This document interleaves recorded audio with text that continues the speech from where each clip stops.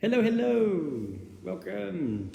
You're joining me, Sylph, Dominic, Hawkins, live on Wednesday night, Wednesday the 29th of July, 2020. Woo! Incredible! And I'm coming to you here live from lovely sunny downtown Reigning Spirit Dojo, Victoria, Australia. And as you can see, it's a beautiful summer day outside. I hope you're all well and you've had a good week. It's been so lovely and sunny today and yesterday. Hi guys. And I've just loved this weather. Warm, beautiful sunshine, warming the heart. So we are continuing on. This is session 15. What? Of Super Wednesday night Hoshinden. I haven't really got a name for this. Hoshinden meditation and energy work. Breathing exercises, breathwork. I wouldn't call it Hoshinden Qigong because that's an actual separate thing. This is just my abridged version of Hoshin style breathwork.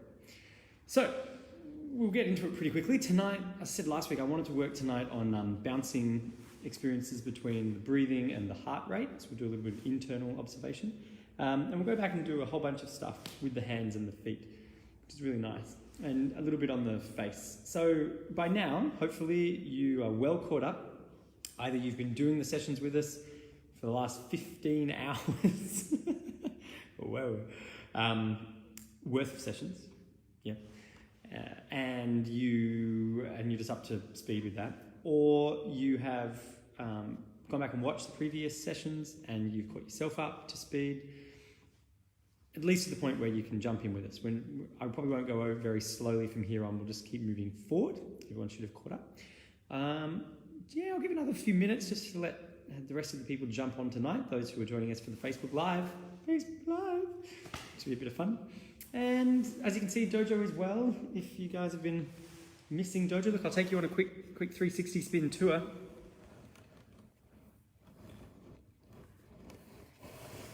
Dojo. I should get one of those lazy Susans or something just so it spins really well. I don't think that was as graceful as I planned. So Dojo is well. The wall will be painted by the time that you all come back in a couple of weeks, but for now it's not, so I won't do that spin again just so I won't show you the work I haven't finished. It is lovely to be, it feels like home, lovely to be here every week. So, hopefully you are somewhere, well, it doesn't really matter where you are, but hopefully you're somewhere, and you can get ready for the session tonight. As always, these meditation experiences and activities, we're not really attempting to evoke a particular emotion. So it's not a type of visualization, it's, or like emotion evocation. It's an observation exercise.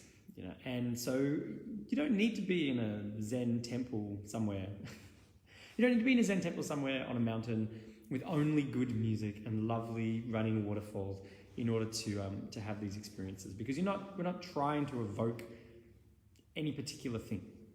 We're just exploring and observing sensations. And if there are particular emotions that are evoked for you, that's fine.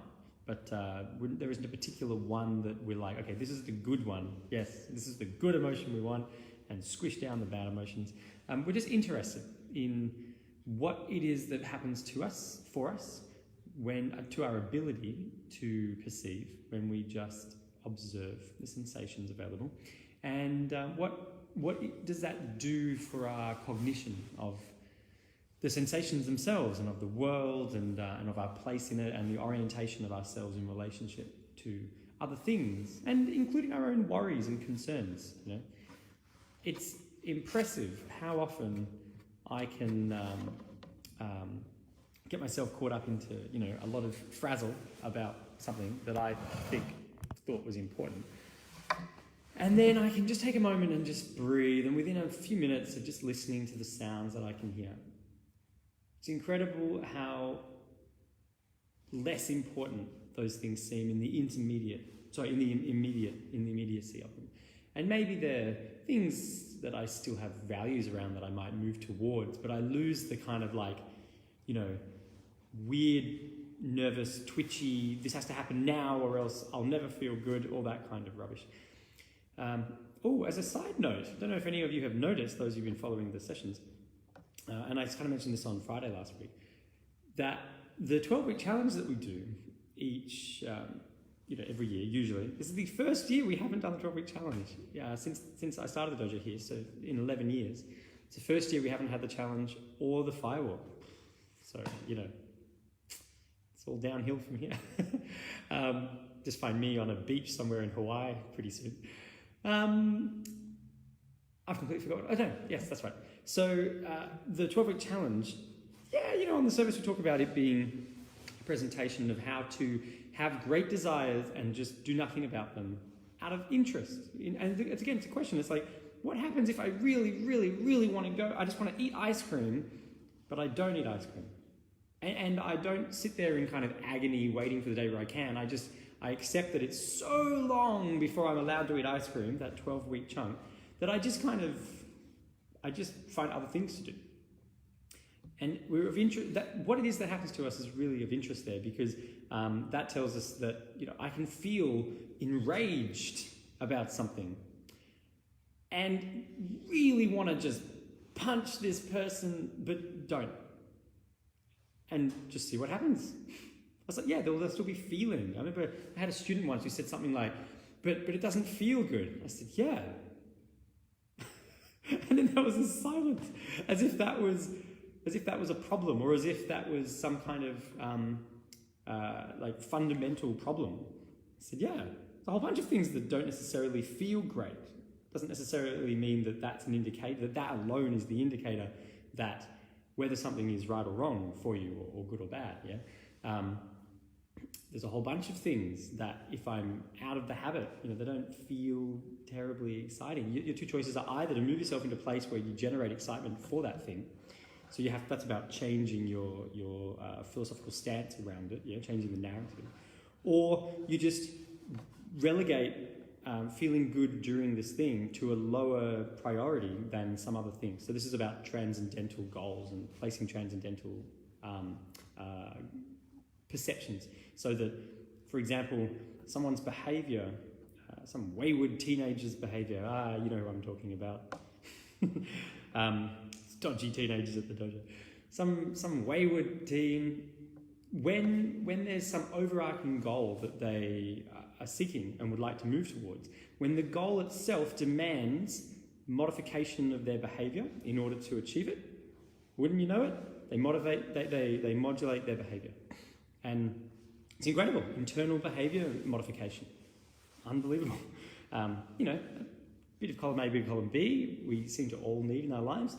But it's when we have something that we place on a higher priority than other things, and that the very attempt to reach for that, or the very process and the method required to experience that or to gain that, demands certain requirements from us. We usually, with very little fuss and objection, because it's us who are making ourselves do it, it's not some other, the powers that be, we very quickly modify our behavior towards that. And so, I can think of, there's some of my teachers, there's very specific, well, this is a good example, I really enjoy boisterousness. Like, I really just like fun, vivacious, boisterous humor. Any of you will know that in the classes with me. I like fun, and I really enjoy, I enjoy being a little bit pig-headed here and there, and kind of laughing at myself and it all. That's fun. There are certain contexts and certain people who I don't apply that with.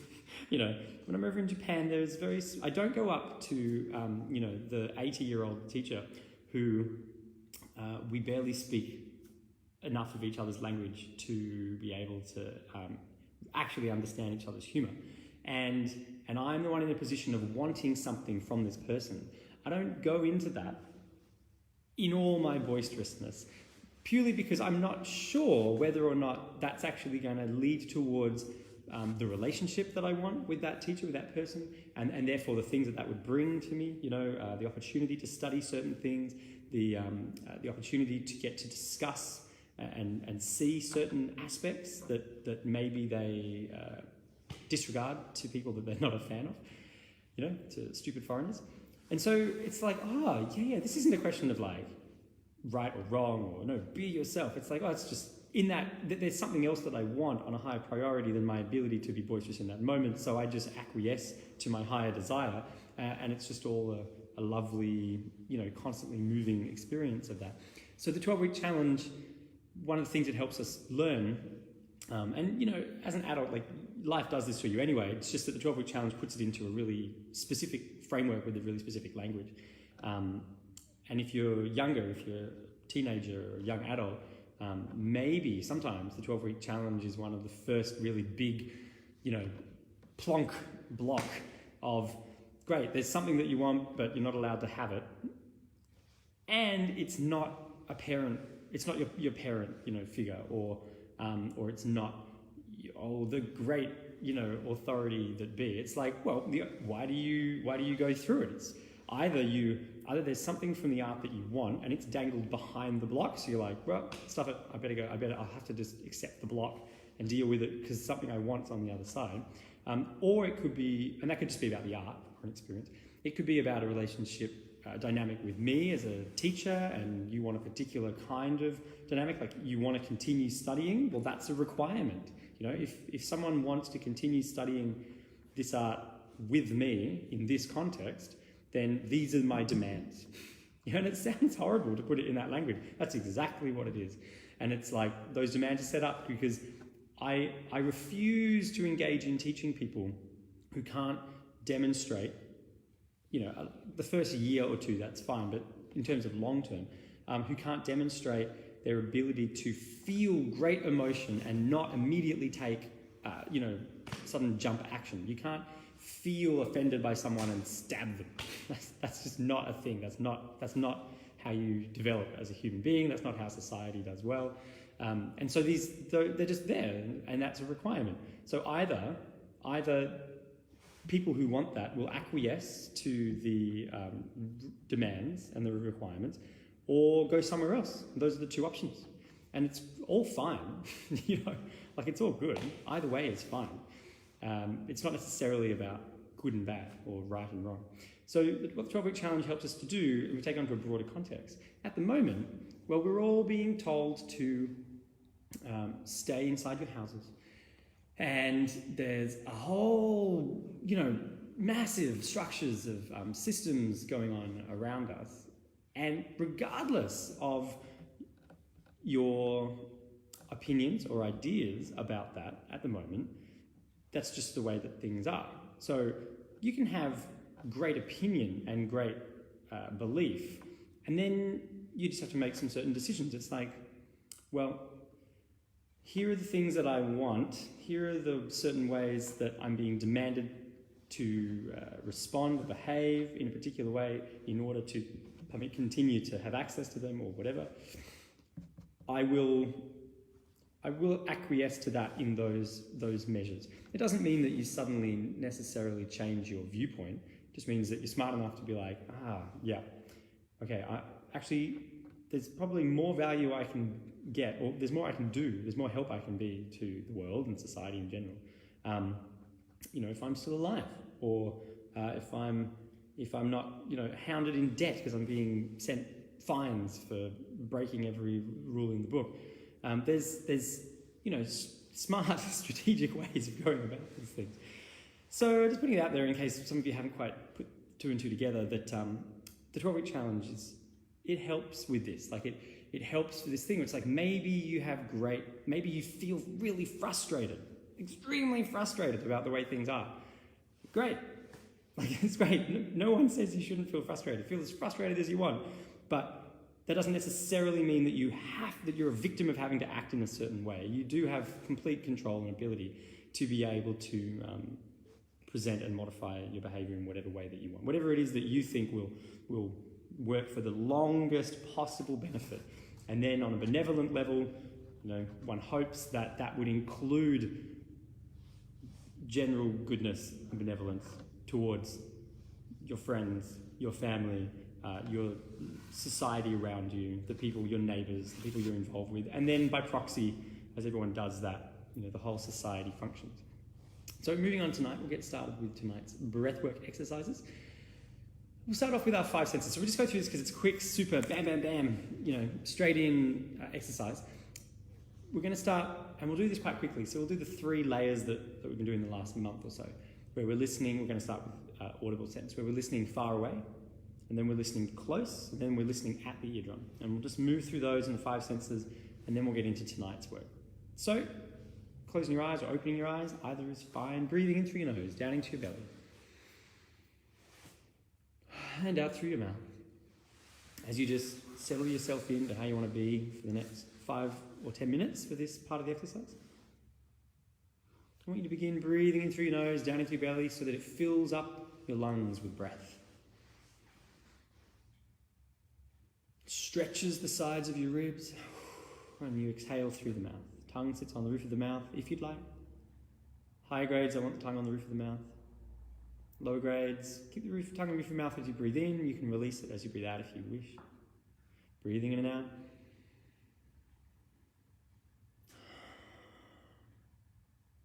And stretching, really stretch out your kidneys and your ribs.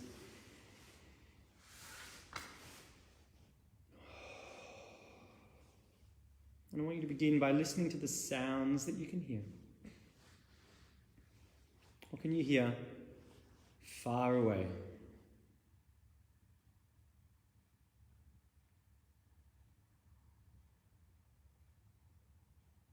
Breathing.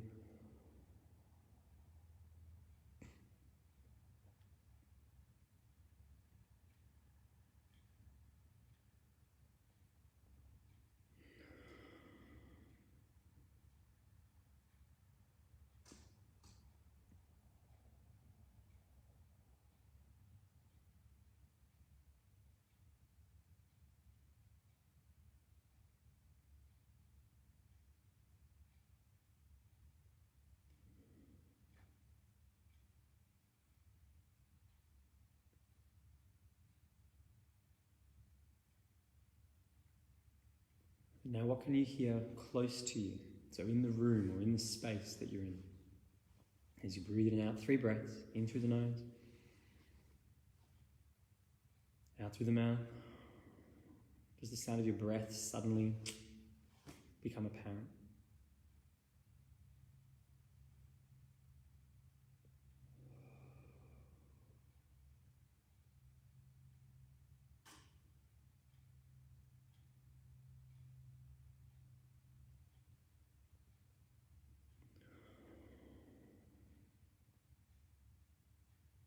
And now what can you hear when you listen to the ear itself?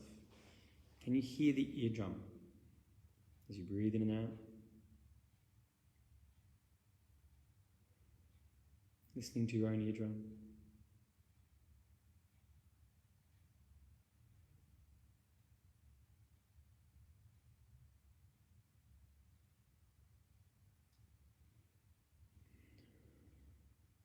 Notice what that does to your perception of other sounds, and even the feeling inside your own head.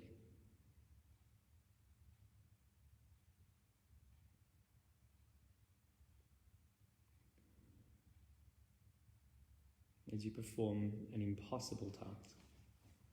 Okay, softening and relaxing the attention to the audible sense. Let's move on to the sense of smell. So as you breathe in through the nose, down into the belly, stretching out the lungs, and then out through the mouth.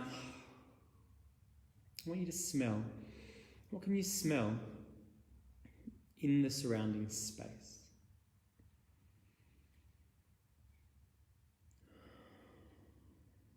Are there certain aromas, scents, fragrances?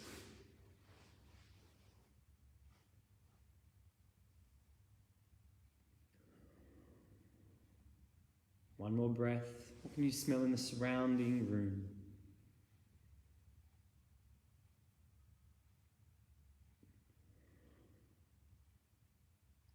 And now taking it closer, what can you smell right at the point of your clothing? So smell within a few centimetres of your body. 3 breaths as you breathe in through the nose. Notice that the focus has shifted, the lens has changed. What's going on with my English tonight? You're not interested in what the smells are out there. You're suddenly focused on the smells all within an area. You'll disregard the smells out there. What can you smell very close to your body?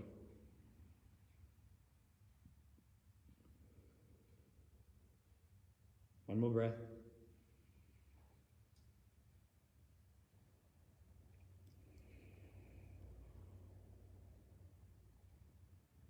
All right, and now we're going to observe smell on the inside of the nose. So I want you to smell the actual smell receptors themselves.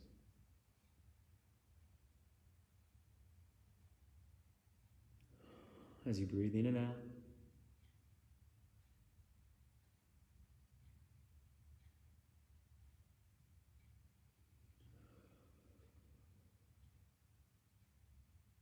Last breath.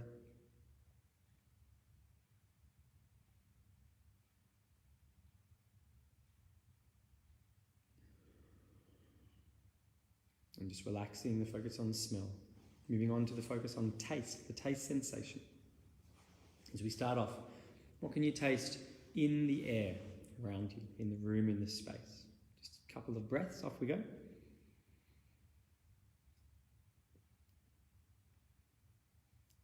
Slowing the exhalation if you need to focus on taste. And you can breathe out through the nose for this one, that's fine.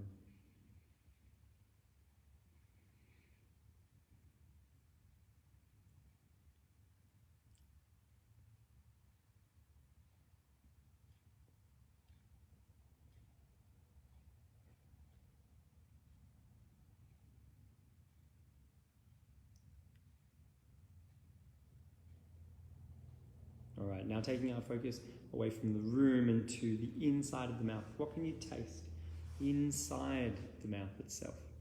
The teeth, the sides, the cheeks. 3 breaths.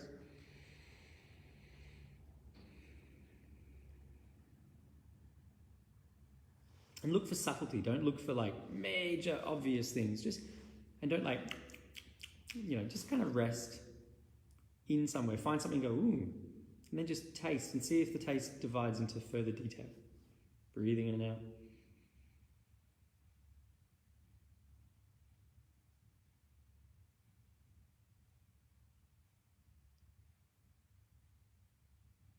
And last breath.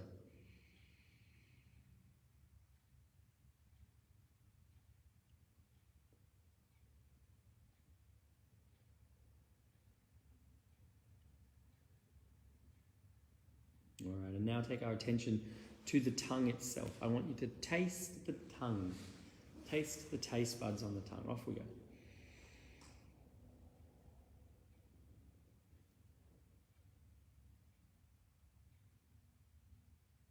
I can feel my brain going, ah. 2 more breaths. Tasting the tongue, tasting the taste buds.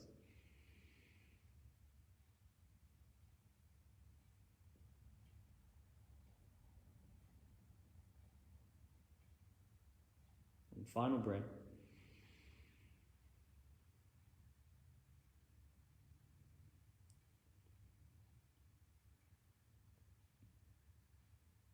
And now just relax the focus on taste. And we're going to move to sight, vision. So you can have your eyes open or closed, doesn't matter. If they are closed, we're going to start off looking far into the distance. So I want you to ignore the inside of the eyelids and just peer imaginarily through the eyelids, as if you're looking far but bringing something in front of your eyes and kind of go cross-eyed. Just look beyond the eyelids, through the eyelids. Yeah, not even at any of the shapes, beyond the shapes. If your eyes are open, staring into oblivion, just looking beyond, through the wall, yeah, theoretically, so that all of your perception, all of your peripheral vision suddenly comes into play. I can see my hands. Whoa, I can see them there. Okay, breathing in and out. Off we go, just staring, looking, interested. What can you see when you look? What can you see?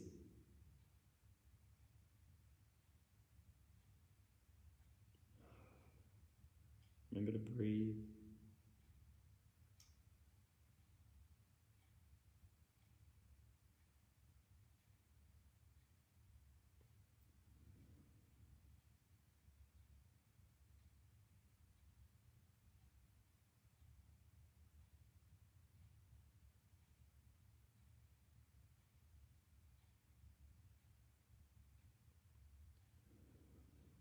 All right, and now changing the focus, so the lens of focus. Now we're going to look at an object closer. If your eyes are closed, now you can look at the inside of the eyelids, at the actual shapes, the colors, the geometry projected onto the eyelid. If your eyes are open, you need to have an object that's just in your out of focus range. So some of you might be like, some of you are like, oh my God, it's totally blurry, wherever that is. We're going to do this for a short period of time. It can really work the muscles of the eye. So off we go. We'll do 2 breaths for this.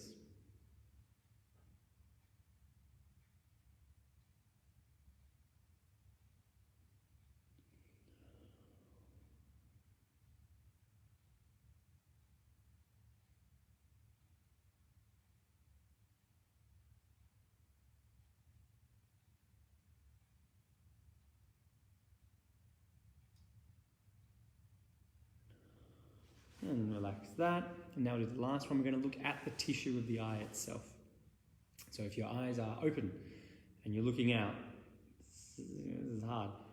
You need to look, just staring into oblivion for, there's information, there's sight, there's object, there's color, but your interest is in the tissue of the eye. Can you see the tissue of the eye with the eye itself? And if your eyes are closed, again, you're disinterested in the shapes and geometry projected onto the back of the eyelids. Your interest is in the tissue of the eye. It's very hard because you don't have anything contrasting it, but you're welcome to try. So breathe in and out, 3 breaths for this one. Off we go. Can you see the eye? Can you see your own eye? And I don't mean the skin, or the indentation, or the eyelids, or the nose. I mean the eye. Can you see your eye?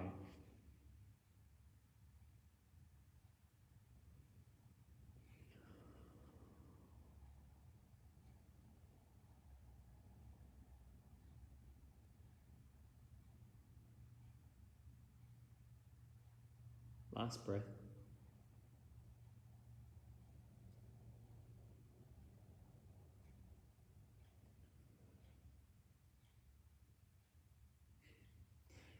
I'm just relaxing there. I think sometimes with that one, my mind gets confused. It jumps. It's like, the tissue, the word, the tissue, the wall, the tissue. Oh my God, some fluff. The tissue, the dust, the tissue, the wall. And I'm like, no.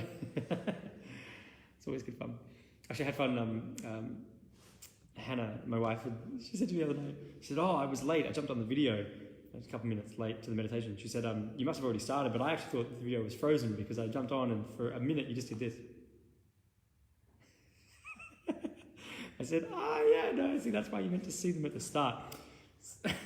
Otherwise, you don't know what's going on and where we're at. I had wondered if any of the students, something like jump in and they just see this, and then they just jump out because they think that something's gone wrong with the video, or that I've finally just lost it. Let's do the last one. So the last of the 5 senses, the tactile sense, the physical sense of observation. So we're going to begin by observing the textural experience of pressure. So we do this every week. Pick a part of your body that's in contact with the ground where you can experience a sense of pressure. And just as a side note, if you've got some major injury, you can use that as well. If you've got if you've just broken your leg, you can use the throbbing pain of your broken leg as a focal point. If you've got a mosquito sitting on your face, and it's slowly getting itchy, you can use the itch sensation as a form of that. It doesn't have to be the experience of pressure. It's just that generally, because I don't know what all of your conditions are, whether you're in tropical Queensland with mosquitoes, or you're in the Arctic, or whether your legs are fine, I pick something that's just so generic that pretty much everyone would have access to if you're on Earth. That you can experience the sensation of gravitational effect and your body in relationship to the planet.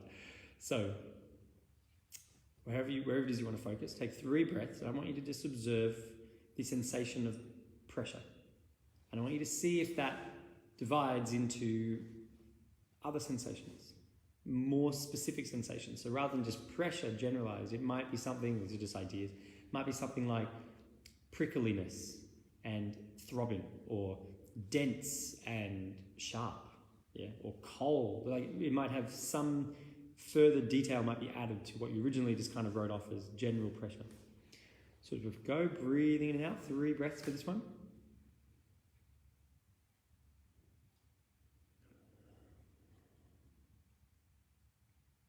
So by now you should immediately be able to take your observation there.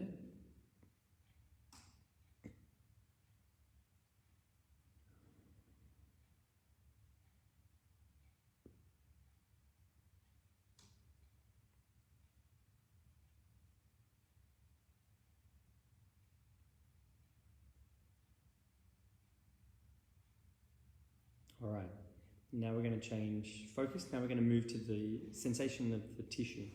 So this is an interest in not just the textual experience of pressure, for example, but the actual nerves, the actual skin tissue, experiencing, say, if there's, if you've got clothing on, and you could experience not just the feeling of weight of the clothing, but really hone your focus into the skin that is in contact with the clothing, yeah?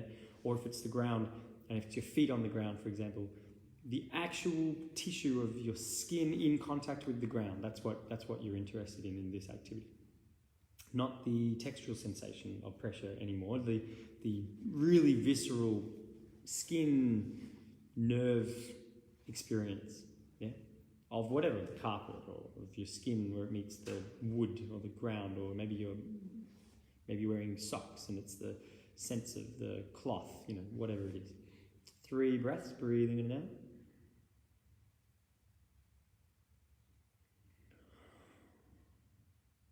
And very quickly, like straight away, you should be able to get almost there by now.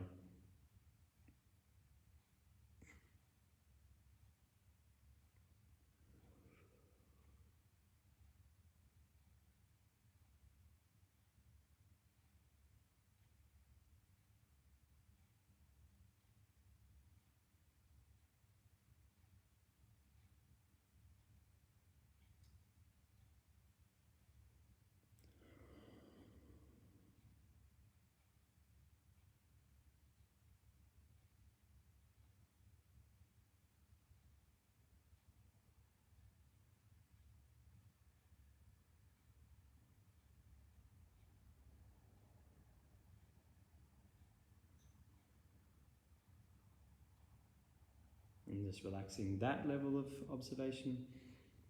Now we're going to look at the experience, look for the experience, probably the wrong term. We're just going to experience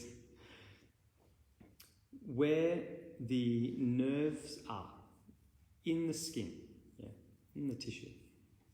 Not where it meets something else, so not where it necessarily meets the sock or the clothing or the ground or the wood or whatever it is that you were observing, but the sensation of the tissue isolated from any contrasting material. So not the layer where the skin meets the clothing, but the actual nerves of the skin itself. This is really hard. As you breathe in and out. The hard part of this is not accessing it, it's knowing what it is specifically that you're looking for. We'll give it a go. We'll give 4 breaths for this one. We'll go breathing in and out.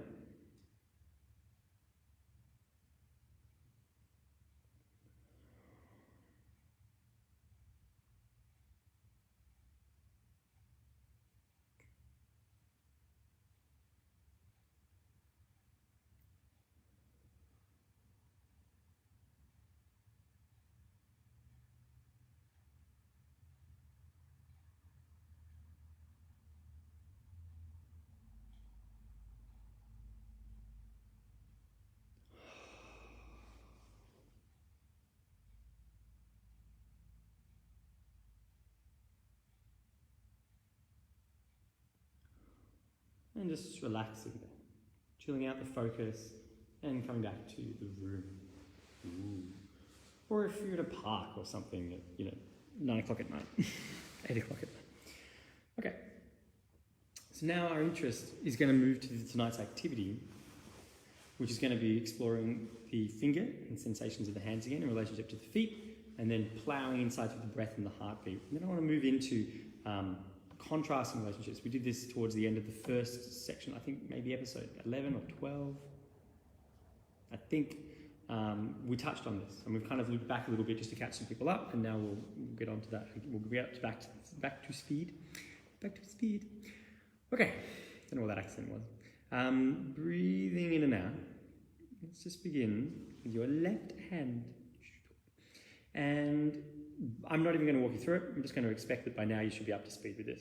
So I'm going to start with the thumb, and I'm going to give you all 2 breaths to evoke the experience of observation, physical observation of the thumb. I don't particularly care how you do that. Yeah? If you want to explore that, go back, review the previous videos and practice them. What I mean by that is you can start on the thumbnail or the thumb pad, or you can start on the knuckle, or you can start in the bone, or you can start at the tissue. Doesn't really matter. Just something to do with the left thumb. I want you to begin 1 or 2 breaths experiencing feedback. Yeah? Tactile feedback, maybe textural feedback with the thumb. Off we go.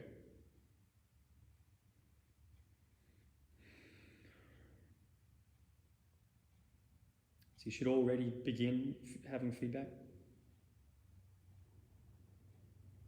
Now moving on. Pointer finger, left hand.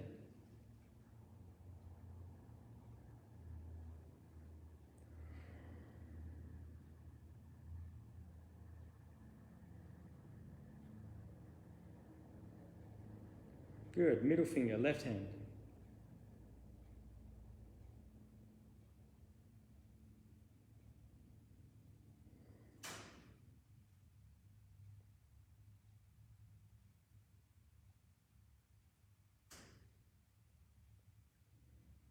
Okay, 4th finger, ring finger, left hand.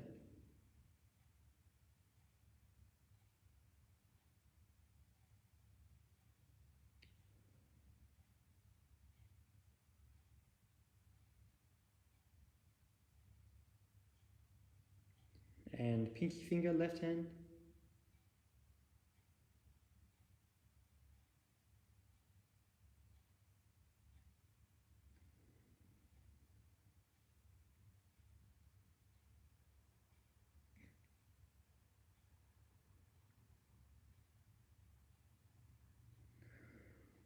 That pinky finger was a little bit harder than the others for me. Now the center of the palm, left hand.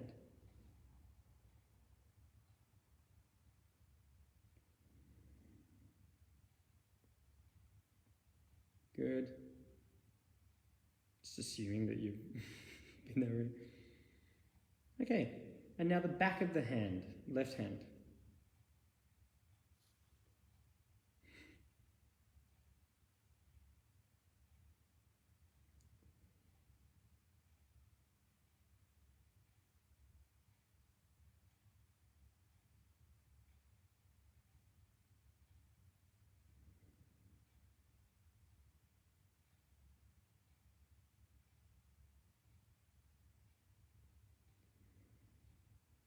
That was the hardest one at the moment for me, by far. Now the left wrist.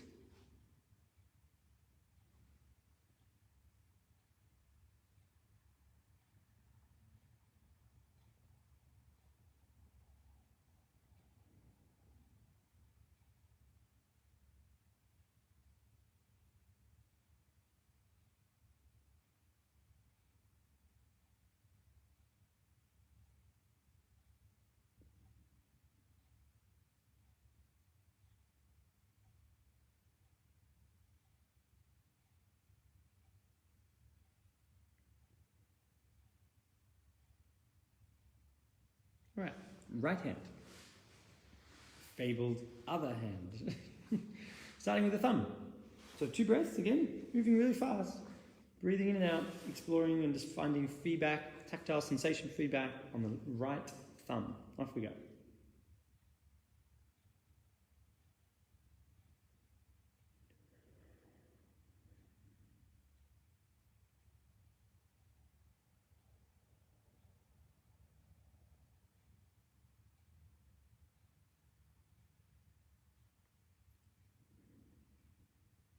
and the right pointer finger.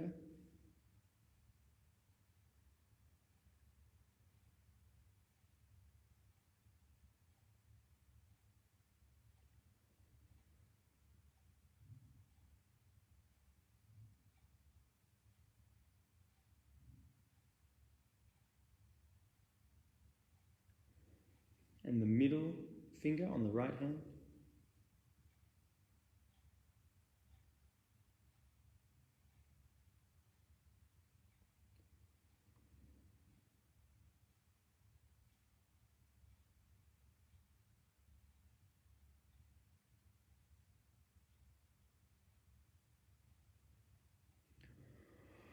And the ring finger on the right hand.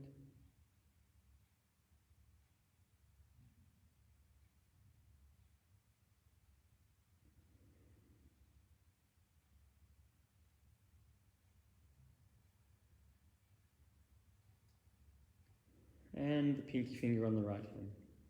Don't be too surprised if you can suddenly really feel the left hand as well, and each of the fingers pulsating while you're on the right hand.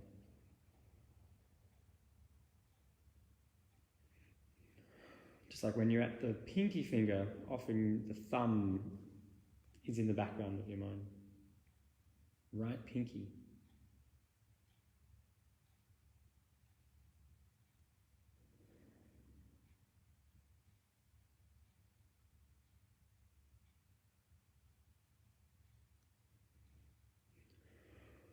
Good, and now the center of the palm.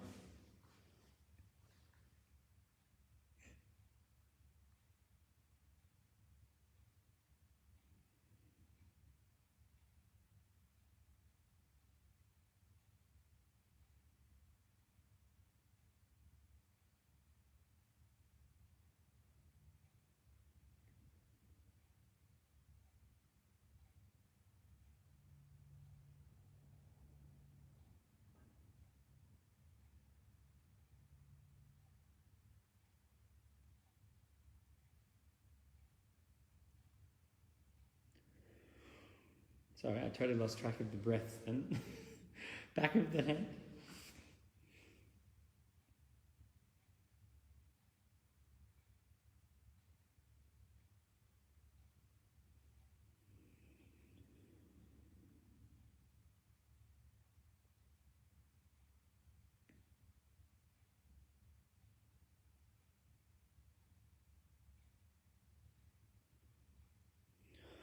And the wrist, the right wrist.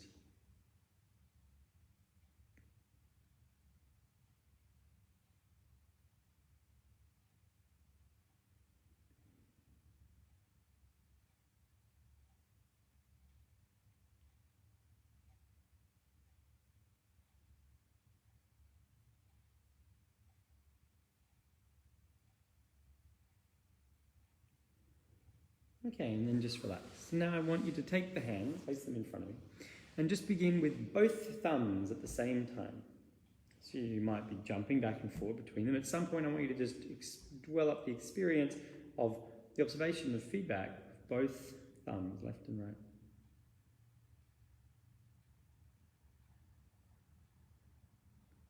Often for the first activity it's useful to have your eyes open. This activity it's useful to have them closed. It's up to you. Do whatever you want.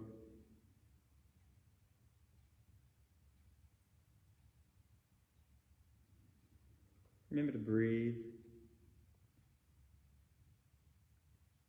And once you're like, oh right, I've got feedback from both thumbs now at the same time, move on to both pointer fingers.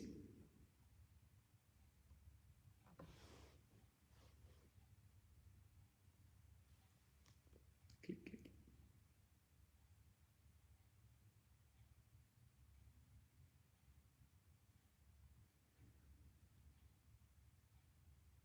And now both root fingers.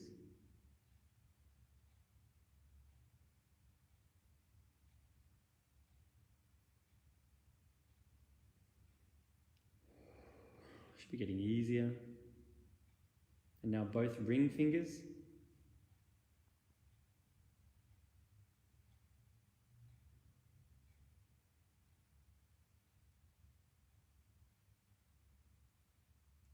and both pinky fingers.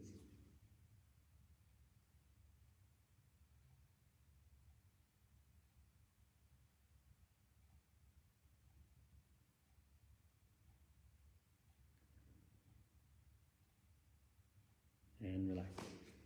Okay, I'll expect the barrage of strange memes to come through any moment now of me holding my fingers in these positions with funny captions.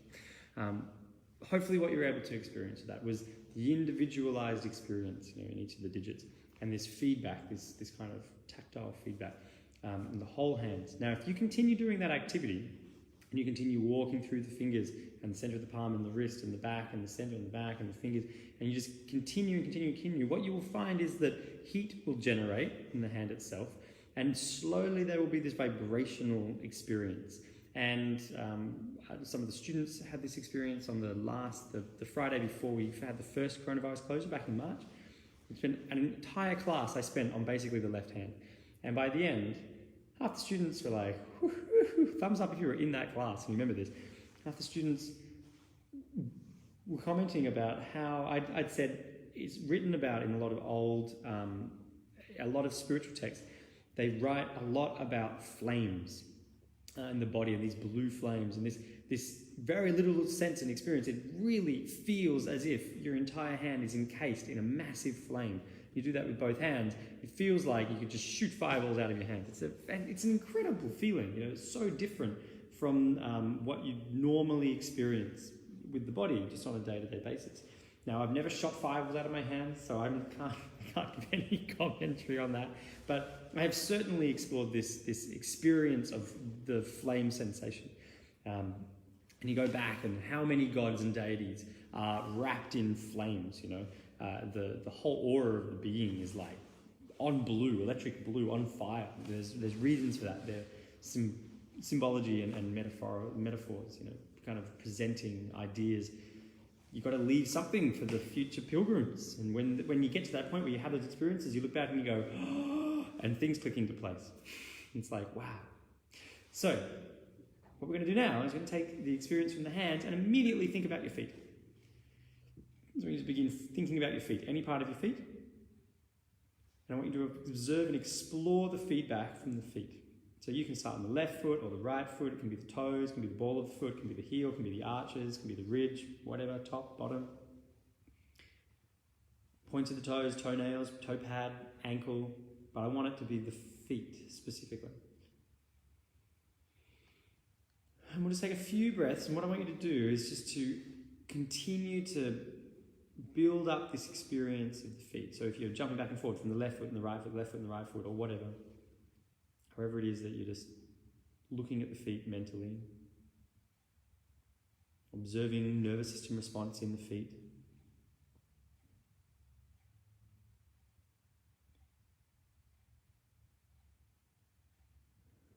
Now I want you to immediately think about your hands and go and take the same activity back to your hands.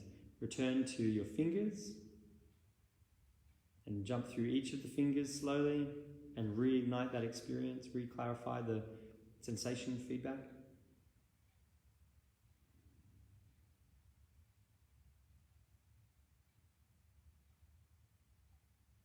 And the palms.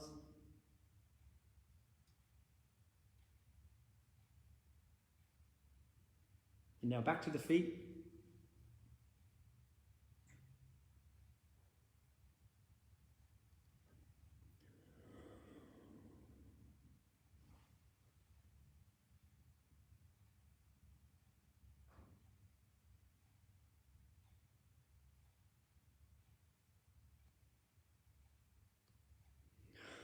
And now the hands again.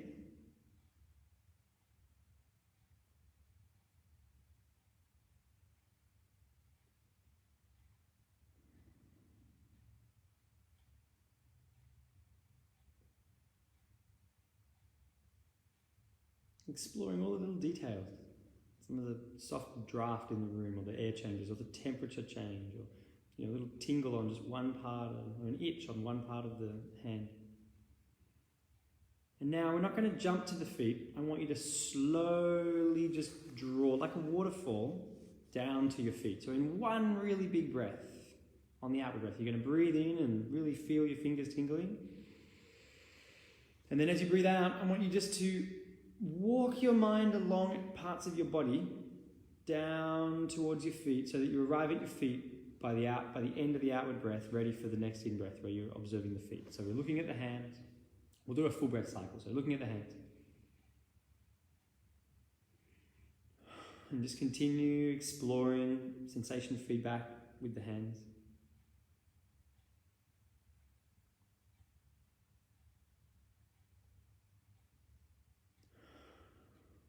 And one more on the inward breath.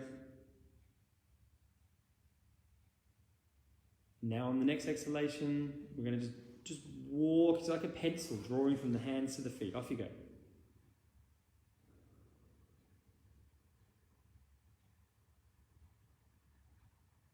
So that you're at the feet at the end of the exhalation, ready for the inward breath. Stay at the feet.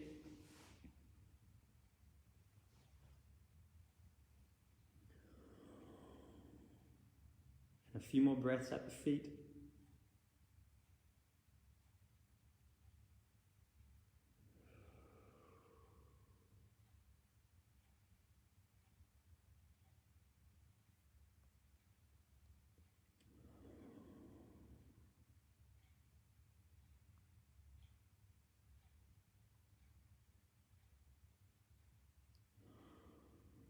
And now this is the last inhalation. On the exhalation, I want you to draw like a pencil up the body, all the way up, back to the hands. So breathing in.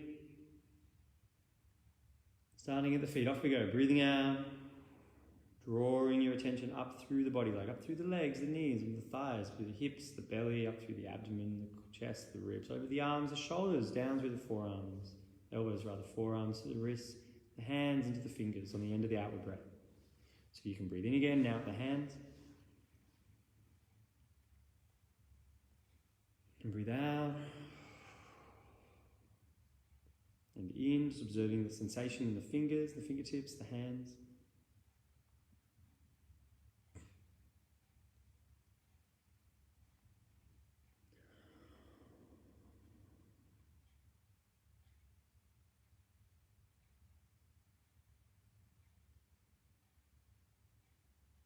And on the outward breath, again, let's go. Drawing down to the feet. Through the arms, the elbows, up the upper arm. The shoulders down, the chest and the abdomen, down the torso. The hips, the legs, the thighs. Down through the knees, the shins, calves, down to the feet. And back to the inward breath. Dwelling at the feet.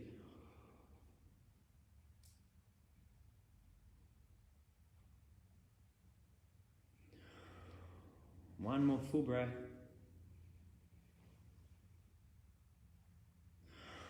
And then just relax.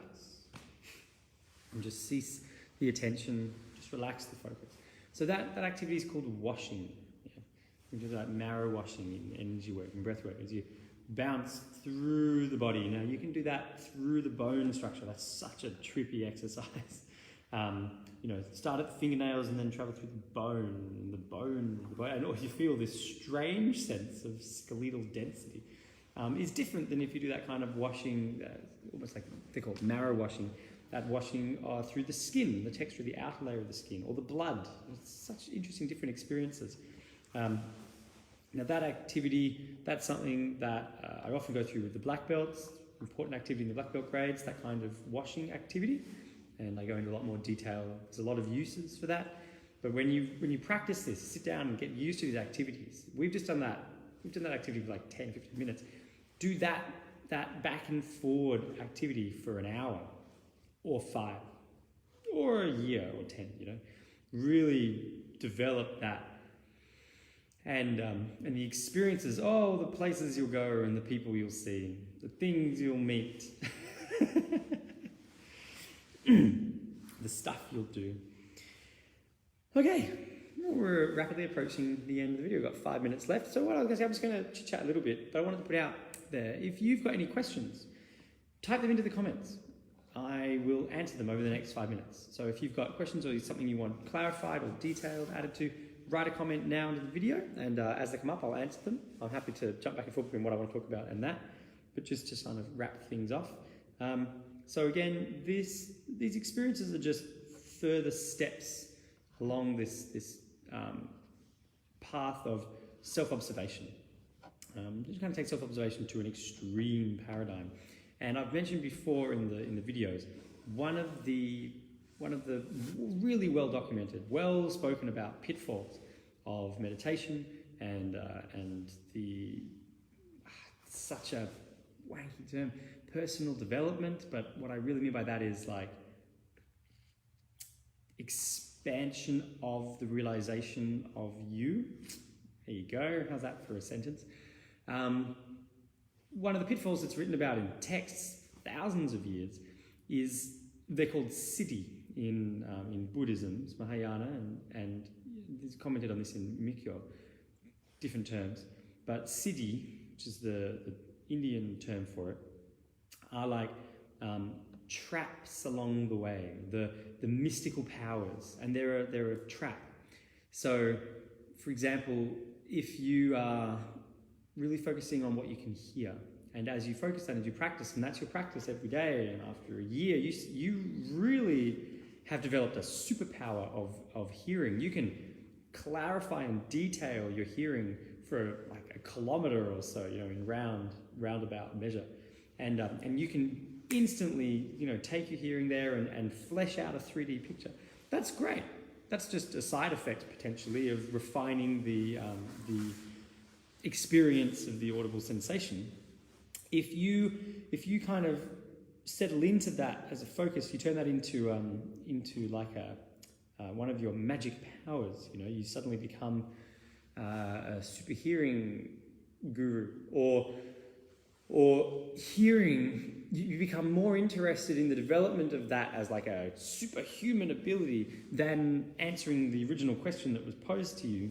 Then you've fallen into the trap. And the trap is simply that you pause for a while off on the side at the road stop. You were driving from Melbourne to Sydney, and then you pulled over and you've been at the Rotary Tea House for sometimes decades, centuries, before you're like, oh wait, that's right, and get back on the road. The original question that's posed is, what can you hear?